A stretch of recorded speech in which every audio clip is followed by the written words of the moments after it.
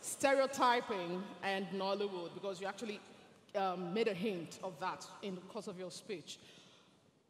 How has stereotyping really affected or defined the character we know as Jim Iyke, or the personality known as Jim Iyke? One of the greatest, in lieu of your question, I would digress a little bit. One of the greatest actors of our time, Mr. Day-Lewis, at the reception of his Oscars, thanked his wife. And to that end, he said that he thanks her especially because she was not sure of the man that comes back to her every night. It could be the angry man, it could be the lover, it could be the violent person, it just could be anybody. That is the life of an actor. It goes to say that, we've been shortchanged, for lack of a better word, in our space for the longest time when we were stereotyped with a certain character.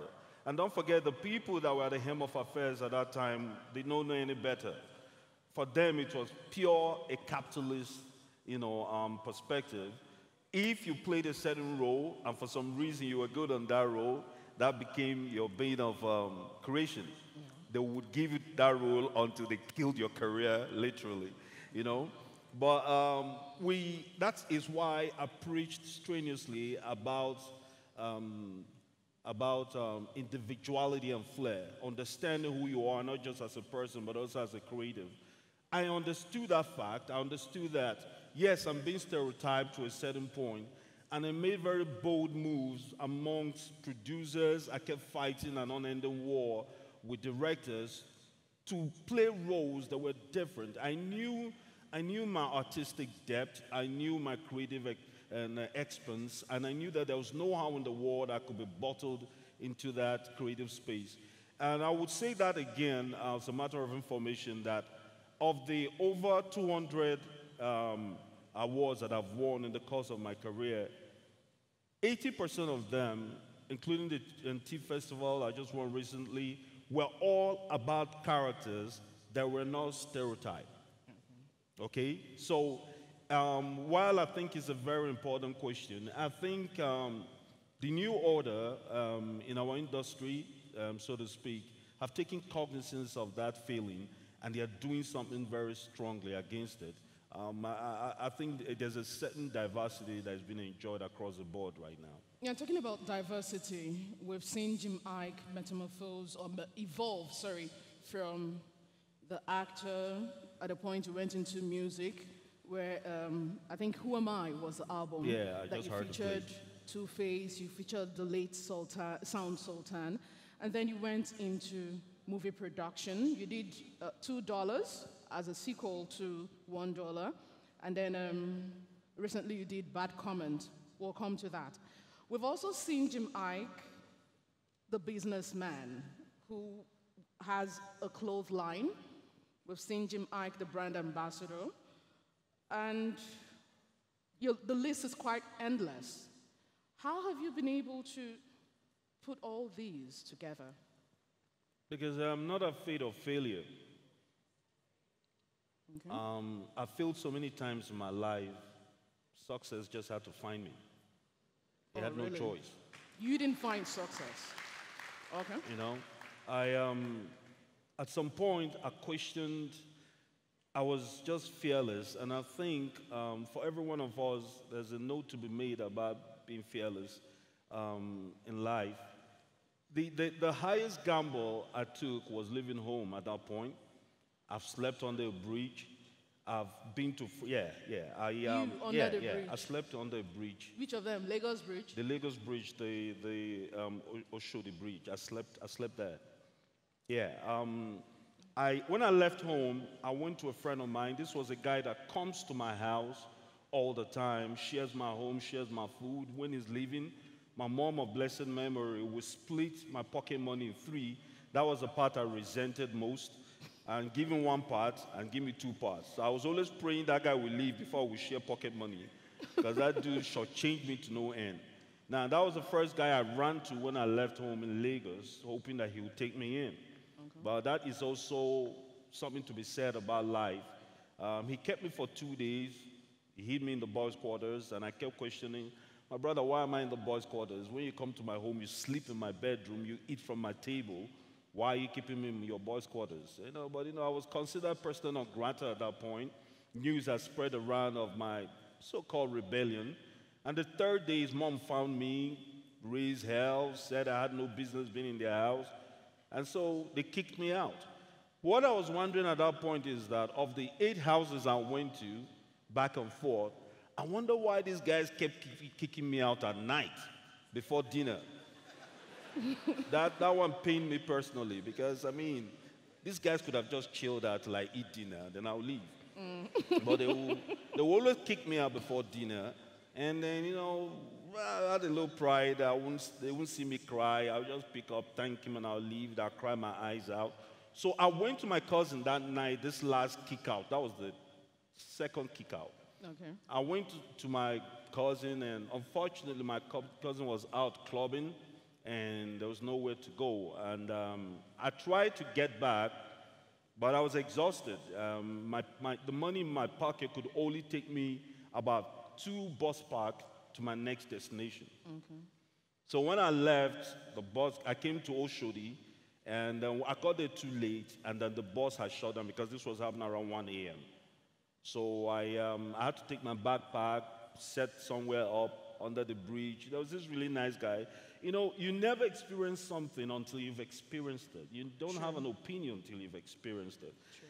All the stories I was told about killers, about all kinds of nefarious beings and characters under that bridge, no. They're human beings, amazing human beings, some of them kinder than some of the people I've met in my life. I went back to look for that guy, and I'm still making it a point. There's a certain Latif I'm looking for. The day I find him, I'm going to change his life for life. Because under that bridge, he asked me what I was doing, crying all alone, and I explained to him that I couldn't find my cousin.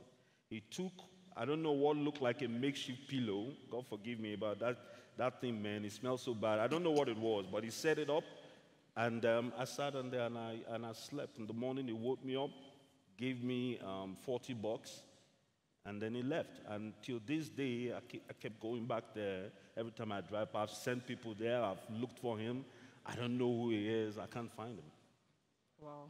He gave you $40 He gave me $40. That obviously meant a lot to him.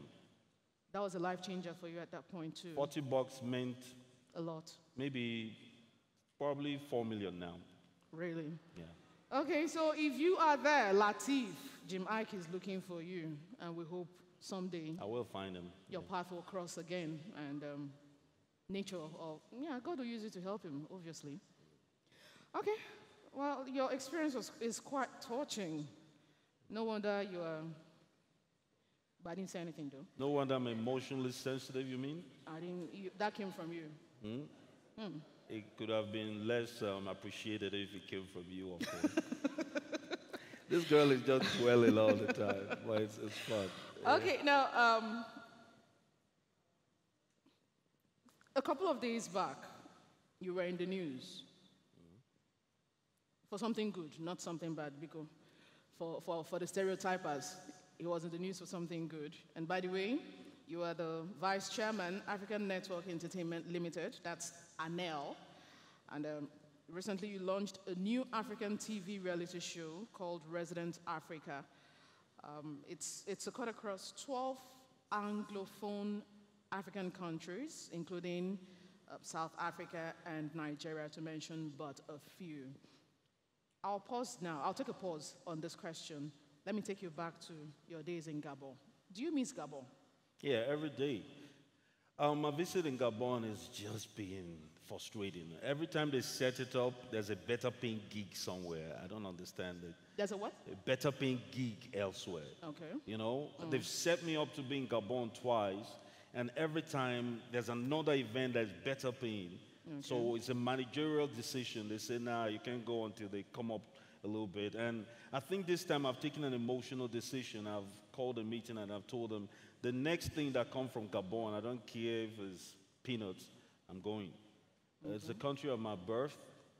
It's the first place that when I discovered who I am, made my first friends and all that. And I would love to go back as a different person to appreciate that. Okay, that's interesting. Quite nostalgic, I must say. So let's go back to the ANL? yes, the NL thing. What should we really look out for? Because the amount of money involved is really interesting. Yeah, the start price is $500,000. Cars from our various brands that are supporting us, travel to 5 or 6 countries, and induction into my production company as well. It's enormous. We thought, let's do what Big Brother is not doing, which is reach beyond the shores of this great continent. We thought a Pan-African approach this time might be a game changer, and it really is. So we're drawing contestants from 12 countries. 24 contestants are going to be in dual mentions. And we're also, there's going to be a female and a male winner this time. Yes, I saw that. And then we also put in place different chores and tasks that will not just make you another pretty boy or pretty girl. Because if we're beginning to advertise the physical face of it way too much than the mental, the intellectual, and the psychological. So we put tasks in place to make sure that whoever comes with that $500,000 is not just going to be a pretty face. It's going to be a very smart person. It's going to be somebody that is a proper custodian of our culture and values. Okay. Now, I've gotten the indication that our time is up, but permit me to just ask him this last question because it concerns what you just said. From all indications, this Quest edition of the Resident Africa program will focus on cultural diversity. Yes. So, yes, beauty, brain, or handsomeness, or cuteness, or fineness, as it applies to the guys. Sorry, I know to go to school. Nah, school would I go? So, how exactly can we use cultural diversity to achieve a greater Nigeria in your own perspective? A greater Nigeria? Yes. We're divided, to say the least. We're children of the Southeast. I don't know which other ethnic persuasion is here, but we're the most disenfranchised entities in the world. Because we not only held this country to its highest standards, this country will be nothing without us. That's the Southeast. Yeah, the Southeast will be nothing without us. And I don't never mince words when I say this. What is going on is a travesty, not only to our heritage, but to our legacy. We're not a tribe, we're a race.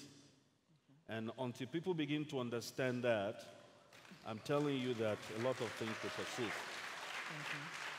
Okay, it's on that note that I would like to say thank you very much. That's the much our time can take. But please, a round of applause for him, Jim Iyke. Thank you.